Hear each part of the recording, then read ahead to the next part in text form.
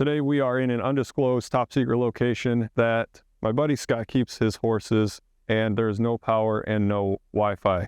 So we need to keep an eye on those horses when there is some bad weather or they just want to check up on them, make sure they're all good. And in order to do that, we need to use a 4G solar powered camera that comes with a SIM card. That's what we're going to install today. It is a camera by Eufy. So let's go ahead and get that unboxed and get it installed and check it out. Opening the box, we're greeted with a 4.5 watt solar panel, and it only needs about 2 hours of sunlight per day to keep the camera powered. The camera uses an estimated amount of 460 milliamp hours over a whole day and night use.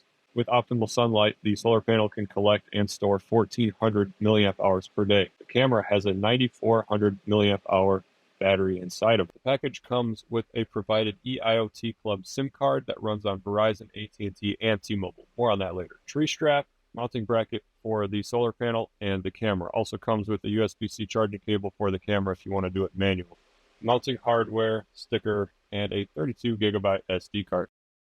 The camera feels very high quality in the hand. It is made mostly of metal. You can see the front ring is a spotlight, 100 lumens for that light. Around the back here, we have an antenna port, the SIM card slot, the power port for the solar panel, and a sync button. And around on the camera body is the SD card slot. We are going to install the camera up here in this top corner of this barn. The reason we want it up there is so that we can keep an eye on the horses here. This is their fence line that goes 80 feet across this yard here, and then they have this whole area here. The camera is a pan-tilt zoom camera, so with it being up in that corner, we are able to view pretty much this whole area. So that's a perfect location for it. It's a 4K camera, so we should be able to see clear picture as far as their fenced-in area is. And they like to hang out, obviously, where the food is, so that should be a perfect location. We are going to add the device in the Eufy security app. We have a battery camera. Scroll down to 4G LTE Cam S330. Make sure that is the location we want it. And we are going to bind it with 4G network because, like I mentioned, we do not have any Wi-Fi out here. We're going to scan the QR code located on the camera. Then we go ahead and insert the SD card or the SIM card into the slot, which is right under this weatherproof gasket. SIM card that is provided by Eufy is eIoT Club. I actually have a 10% off coupon for this company. I've used it in the past and it's been working great on one of my other 4G cameras. I have a referral code and a 10% off code in the description below. Take out the nano SIM. Make sure it's lined up properly as according to the picture.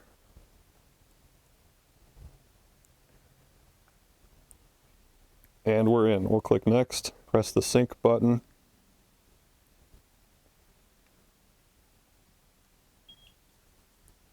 Camera came alive and I heard a beep. Now we're going to scan the QR code with the camera on the phone. Connecting to the network. Please wait.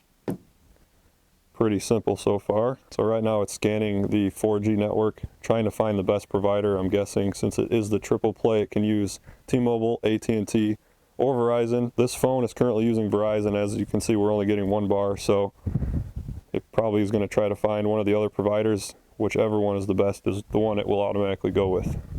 We had to move a little bit away from the barn here, more out in the open, for the camera to successfully connect to the 4G network. But as you can see on the phone, we are connected and we do have a feed. Let me go ahead and just pull up the live feed so we can see what it looks like. We are upside down right now, but as you can see, if I flip it over, the image flips over and we are able to control it and all that. But let's go ahead and get it mounted real quick and then we'll go through the app and show you some of the features. So first we're going to install the solar panel. We are going to put it on this fascia board here. The sun is obviously setting over there. Sun will rise over here, so we'll install it here and it'll face that way. What makes this solar panel special is that it requires only 2500 lux as opposed to the standard 10,000 lux to produce electricity, and lux is a unit of illumination. You'll see in just a minute that we'll actually be charging without the sun being pointed at the panel at all. The sun setting behind the barn, it will still be producing at least some amount of electricity. So the solar panel comes with a long cord, maybe 6 or 8 feet. We don't need more than like 1 foot right here, so I'm going to leave it coiled up, but just for reference it does give you plenty so you can install this anywhere you need to.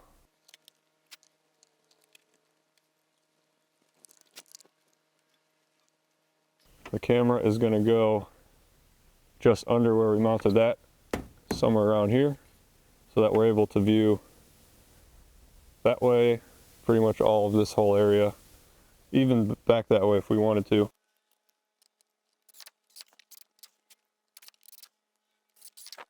Okay, so now that the bracket is installed, I did install it upside down the first time, if you caught that. Well, plug in the solar camera underneath the middle waterproof grommet, and we do need to push hard on this USB-C cable going into the back of the camera. That goes to the solar panel. It actually says push on the back to ensure that we do have a water resistant seal. And we'll just go ahead, move these wires out of the way, slide it into the mount until you hear a click. The solar panel is not in direct sunlight. The sun is setting on the other side. It's maybe an hour before sunset. If I go into settings here, you can actually see that in the top left corner that we are actually still charging without direct sunlight. We're at 69% battery, and we're using T-Mobile right now because it automatically picked up the best provider with the best signal for its current location, and it's got full bars right now. So even though we have 1 bar with Verizon, it did pick up T-Mobile as the best provider for us. The eIoT Club SIM card comes with a 7-day 100 megabyte free trial. You punch in the serial number of the card that you received with the package, and you can reload that with whatever plan works for you. Let's take a further look at some of the device settings in the Eufy security app. At the top, we have the data remaining. As you can see, we have jumped up to about 12 gigabytes left, and that's because we went ahead and obtained the 12 gigabyte 6-month plan from eIoT Club. Next, we can see the motion detection, which is going to be something that needs to be adjusted as time goes on. If we wanted to add an activity zone, say for example only this parking area, if we are getting a lot of false alarms for say the horses, setting it off, and we only want to know if someone pulls up to the horses, then we could set the zone something like this and only get notified when they enter that area. So the way the settings are right now are working pretty well for us. You can see that we've got human and vehicle set up to send us a notification, and we have AI tracking turned on. As you can see from this example, the camera picked up the truck pulling into the parking area, and it is panning and zooming as needed to follow the vehicle to where it's going. There's also a motion test mode, which is pretty neat, and the camera will flash red when it detects motion. You can see it in real time to see if it's working the way you want it to. So going into pan and tilt, we can change the default position of where we want the camera to go back to. So here we've got the camera going back to this view that you can see here. You can add 2, 3, and 4 more if you wanted more than one zone. I believe it will go back to the closest zone that it's currently at after tracking an object. But for now, we just want it to go back to the same zone every time. This camera is equipped with a 100 lumen spotlight, which means it has color night vision. It will automatically turn on the spotlight when motion is detected at night. And that way the video will be recorded in full color as long as that spotlight can't illuminate what it's looking at. But since the camera in our case is mounted pretty high up and far away from what we're trying to look at, the spotlight is not quite bright enough to light up everything. So we just leave it in black and white night vision mode. That works best in our case. But having that ability to turn the spotlight on and record in color is a nice option. Looking at the power manager, you can dial in how long you want the video clips to be recorded to maximize your battery life. Right now we've got it actually at full clip length of 60 seconds and a 20-second interval between triggers. If you turn this down, it can dramatically lower your battery life. So you just want to be careful with this setting. Something to keep an eye on. But for now, with the 20-second interval trigger, we're doing just fine. Our battery is staying fully charged. If you do look at the solar dashboard, you can see the trend, and you can also see how much energy the solar panel is charging each day. And it's could probably charge a lot more per day in our case, but the battery is pretty much full the last few days, so it hasn't needed to. So we are doing just fine. As far as solar goes, we could probably actually lower this a little bit more if we wanted to, especially coming into the summer months when we have more sunlight throughout the day. Video settings, we like to keep the streaming quality low to save on our 4G LTE plan, but when it does record, we do want it to record at the full 4K so that we can zoom in and see what we need to see. We can set up privacy zones if we don't want some of the area to be recorded. Audio settings, we want the speaker volume to be all the way up because the camera is mounted pretty high away, and we do want to record the audio and enable the microphone by default. Notifications can be sent with just information as far as text, or we can send a text, then thumbnail, and include the thumbnail and text all at once if available. Right now we have it set to get the text first and then the thumbnail, which does use a little bit more data, but that's the way we want it at the moment. And we can change the alert tone if we would like to. Jumping into the live view, you can see at the bottom left that we can change the quality. Just to save on bandwidth, it's currently at low. Bringing this full screen, you can pan and tilt from here, move this camera around 344 degrees, almost a full circle. If we wanted to, we don't really need to see so far this way, but it is nice to have that option if we did want to surveil the whole area. This does have a 8x digital zoom, so if we did want to bump up that quality and see as much detail as possible while streaming, we can go ahead and switch that to 4K.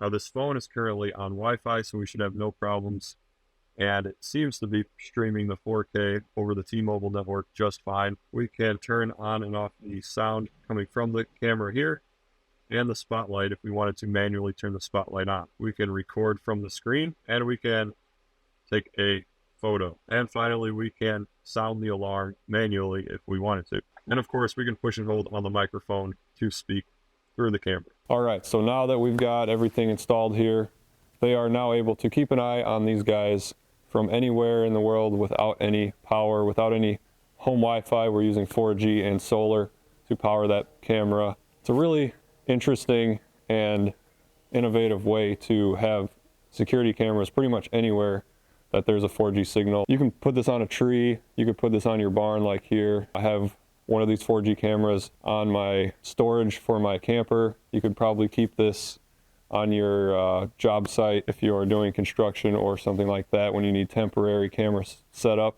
you can move them around to wherever you need any kind of security at that given time. You could take this camping with you, set it up on your campsite when you're not there, keep an eye on everything. Those are just some examples of what you can do with something like this. You don't need to rely on your own power or internet. So that being said, that's all I have for this video. Hope you enjoyed it, and I will see you in the next one.